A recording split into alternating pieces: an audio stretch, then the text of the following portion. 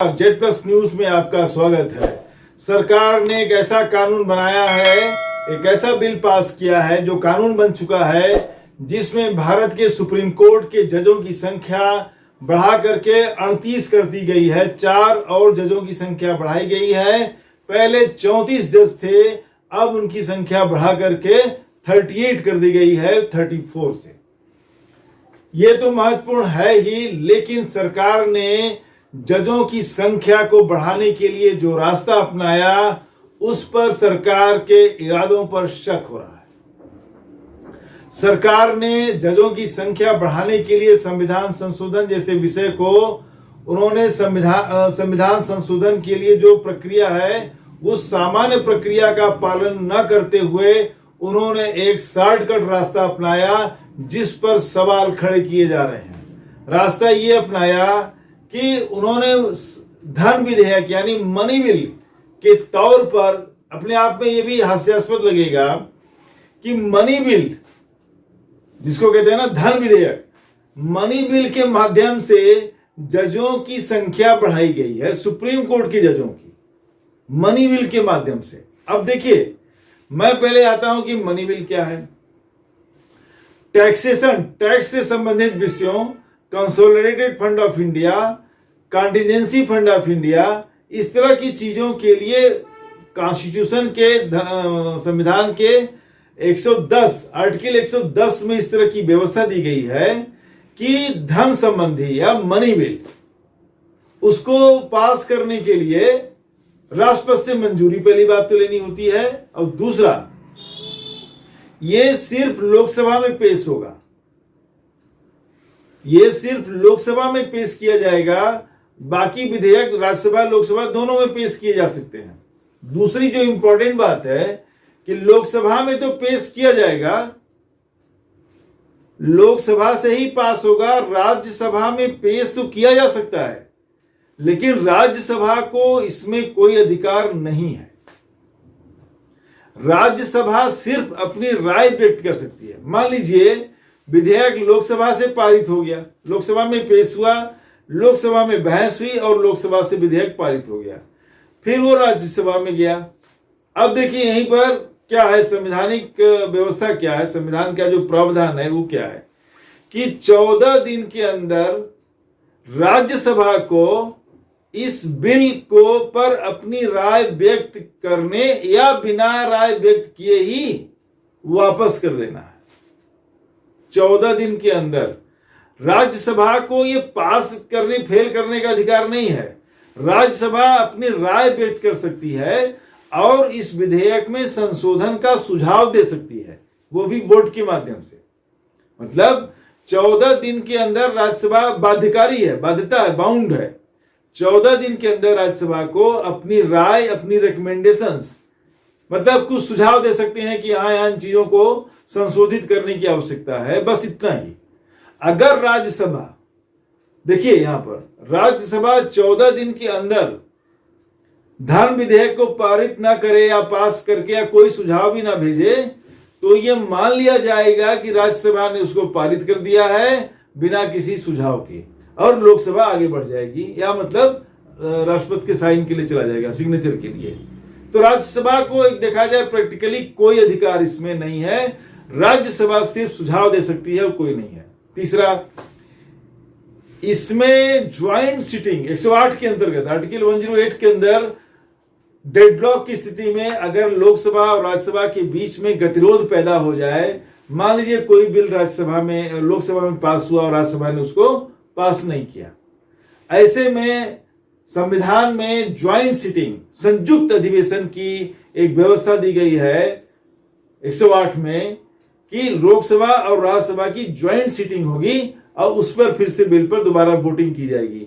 जाहिर है लोकसभा की संख्या, सदस्यों की संख्या ज्यादा है, लोकसभा के सदस्यों की संख्या ज्यादा है, तो इस बात की संभावना भी अधिक है कि ज्वाइंट सिटिंग में कोई भी बिल होगा तो लोकसभा वाले पास हो जाएगा। लेकिन अपवाद हर चीज के होते हैं।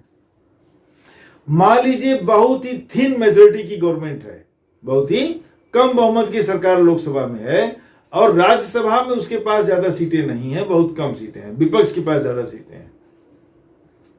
ऐसे में क्या होगा कि लोकसभा सदस्य और राज्यसभा के सदस्य मिल करके हो सकता है बहुमत बन जाए और सरकार बिल पास ना करा पाए। ये मैं उदाहरण इसलिए दे रहा हूं कि अभी इस पर मैं बात करूंगा कि गवर्नमेंट ऑफ इंडिया ने ये बिल क्यों पास किया, मोदी गवर्नमेंट ने। पहली बात तो देखिए क्या है, इन्होंने जो आड़ लिया है, जो शॉर्टकट लिया है, मैं उस पर पहले आपको बता दूं कि आर्टिकल 110 के अंतर्गत धन विधेयक पास करने की व्यवस्था है। मोटे तौर पर मैं आपको बता दूं कि धन विधेयक का सबसे बड़ा उदाहरण है बजट। बजट पास किया जाता है लोकसभा से, ठीक है। इस पर पहले क्या होता है कि बजट को राष्ट्रपति की मंजूरी पहले लेनी पड़ती है और बाकी विधेयकों में ऐसा नहीं होता, बाद में जाता है। दूसरा, इसमें लोकसभा स्पीकर को सबसे अधिक अधिकार है, सबसे अधिक शक्तियां हैं, पावर है। किसी भी विधेयक को, इसमें कोई डिटेल संविधान में नहीं दिया गया है, किसी भी विधेयक को, किसी भी बिल को लोकसभा स्पीकर अगर सर्टिफाई करता है, प्रमाणित करता है कि यह धन विधेयक है, तो उसका यह निर्णय अंतिम है, उस पर सवाल नहीं उठाया जा सकता। फिर से रिपीट करता हूं, जब अगर किसी भी विधेयक को लोकसभा का अध्यक्ष यह प्रमाणित करता है, सर्टिफाई करता है कि यह धन विधेयक है, यह मनी बिल है, तो वो मनी बिल है, उसका निर्णय अंतिम है, फाइनल है। अब देखिए यहां पर गेम क्या खेला गया। जजों की नियुक्ति या जजों को की संख्या बढ़ाने के विधेयक को मनी बिल से क्या लेना देना। आप एक सामान्य व्यक्ति भी ये बात समझ सकता है कि कहां सुप्रीम कोर्ट में जजों की संख्या बढ़ाने की बात हो रही है, तो इसका धन विधेयक से क्या लेना देना है, इसका मनी बिल से क्या लेना देना है। अब देखिए आर्टिकल 110 में ये धन विधेयक की व्यवस्था दी गई है। 110(1)G में व्यवस्था दी गई है कि एनी मैटर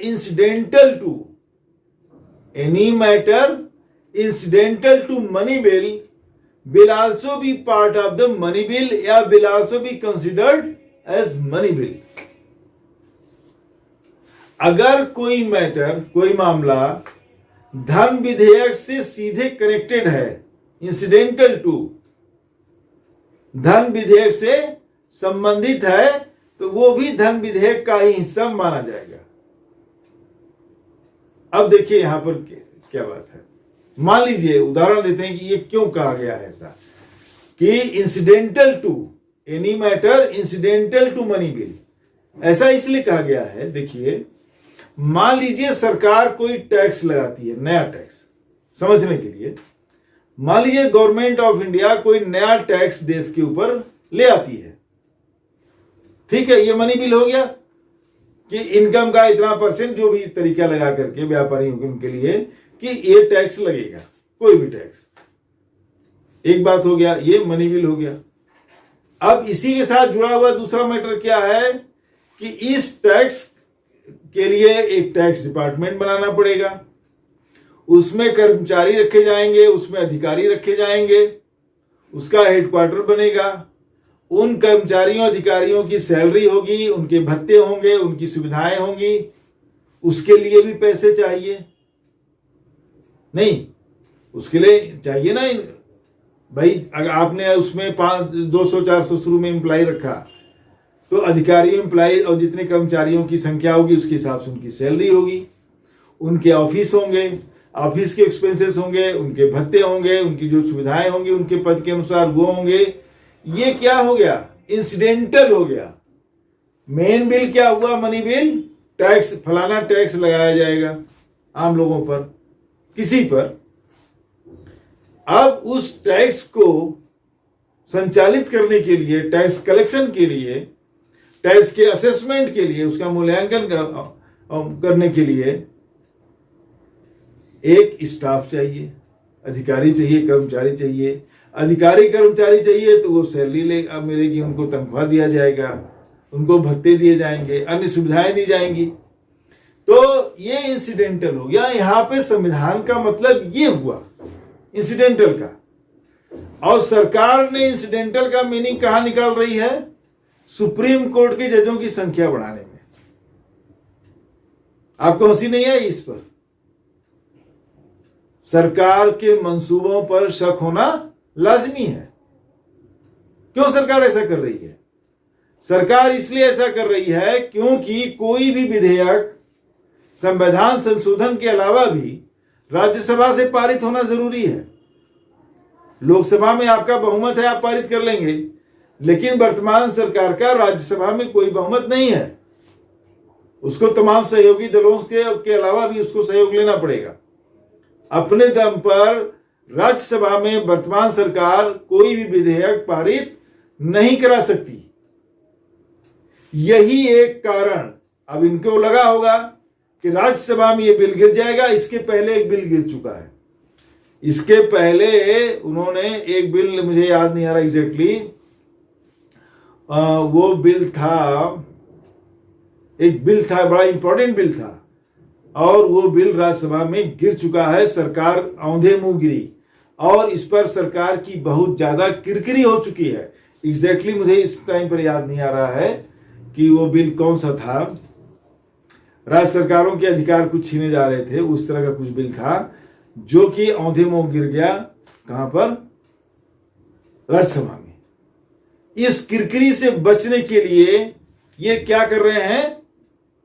जजों के संख्या बढ़ाने जैसे बहुत ही महत्वपूर्ण विषय को उन्होंने मनी बिल के आड़ में पास किया। और क्या इनकी दलील है, पहले वो सुनिए।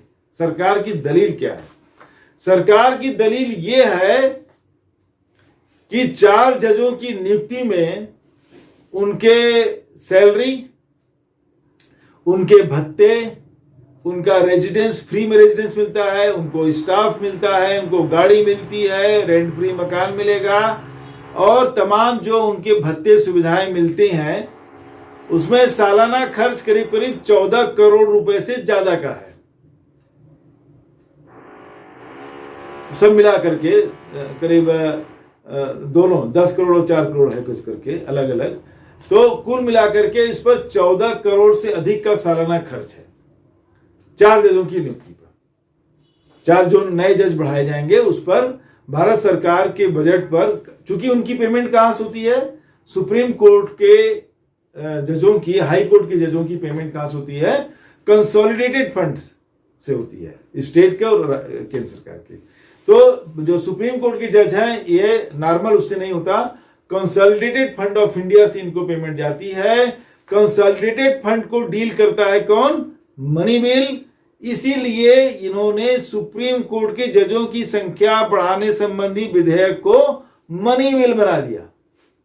देख लीजिए इनकी मनमानी कि ये बिल राज्यसभा में जाए चाहे नहीं जाए, उससे कोई राज्यसभा को कोई अधिकार ही नहीं होगा। सैलरी और भत्तों के बेसिस पर इस जजों की, सुप्रीम कोर्ट जजों की संख्या बढ़ाने वाले बिल को कहां डाल दिया?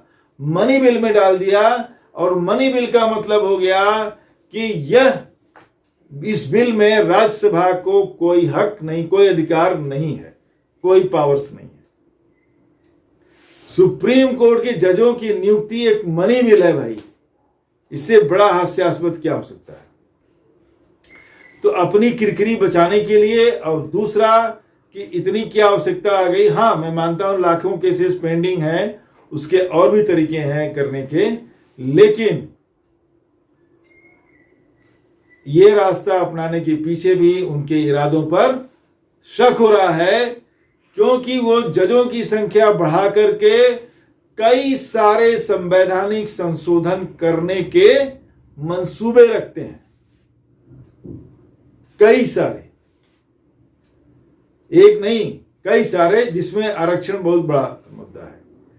जो एसटी एसटी ओबीसी का आरक्षण है, ये एक बहुत बड़ा विषय है जहां सरकार संविधान संशोधन करके इसको डाइल्यूट करने या खत्म करने के पक्ष में है। इसके अलावा भी बहुत सारी चीजें हैं, वो करना उनका अपना एजेंडा है। सबसे बड़ी बात यह है जो इनके रास्ते की रुकावट क्या है, मैं उस पर आता हूं थोड़ी देर के लिए। 1973 के केशवानंद भारती केस इनके सामने सबसे बड़ी रुकावट है। केशवानंद भारती केस में बहुत ही पतले बहुमत से, थिन मेजोरिटी से 13, 7 और 6 के 13 जजों की बेंच में 6 और 7 के बहुमत से ये फैसला दिया था कि संविधान के अंदर कुछ हिस्से संविधान के वो बेसिक फीचर हैं, मूल ढांचा है। संविधान के मूल ढांचे की अवधारणा दी गई कि संविधान का कुछ हिस्सा बेसिक फीचर में आता है, मूल ढांचे में आता है, जो कि संशोधित नहीं किया जा सकता। The basic features of the constitution are unamendable. वो पत्थर की लकीर है। अमेंडमेंट 360 के अंतर्गत 368 के अंतर्गत जो संविधान को परिवर्तित या संशोधन का अधिकार है, वो बेसिक फीचर्स ऑफ कॉन्स्टिट्यूशन पर लागू नहीं होगा। कहने का मतलब है कि संविधान में कुछ ऐसे तत्व मौजूद हैं, ऐसे कैरेक्टर्स हैं, certain basic features of the constitution जो कि संशोधित नहीं किए जा सकते, बहुमत कोई भी हो सरकार के अंदर।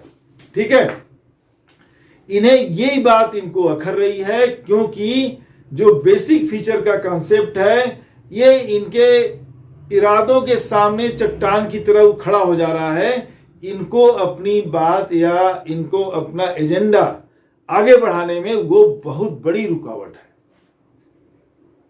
क्योंकि बहुत सारे जो ये कानून में परिवर्तन चाहते हैं या नए कानून बनाना चाहते हैं, उसमें संविधान के मूल ढांचे का की अवधारणा जो दी गई है वो आड़े आ जाती है। जैसे राज्यों का जो अस्तित्व है, हमारा जो संघीय व्यवस्था है, क्या है ये? बेसिक फीचर है। सेकुलरिज्म क्या है? बेसिक फीचर है। सेपरेशन ऑफ पावर्स है, ये क्या है? बेसिक फीचर है, मूल ढांचे में आएगा। सुप्रीम कोर्ट के जजों की नियुक्ति है, ये चाहते हैं कि हमारे मन से नियुक्ति हो, कर भी रहे हैं उसमें। तो बहुत सारी चीजें इसमें हैं, हमारा वीडियो कभी इस पर डिस्कस करेंगे। तो कुल मिलाकर के ये अपनी जजों की अपने पक्ष के ऐसे जज जो इनसे इत्तेफाक रखते हैं, इनकी आइडियोलॉजी से, विचारधारा से, ऐसे जजों की संख्या बढ़ाई जानी चाहिए ताकि ये मन माफिक संविधान संशोधन कर सके। ऐसे भी संविधान कभी का भी क्या है कि बहुत हद तक निष्प्रभावी हो चुका है। मिलते हैं दोस्तों नेक्स्ट वीडियो में किसी और टॉपिक पर। मेरे चैनल को सब्सक्राइब करिए और मुझे सपोर्ट कीजिए please. Thank you very much. Thank you for watching. Thank you.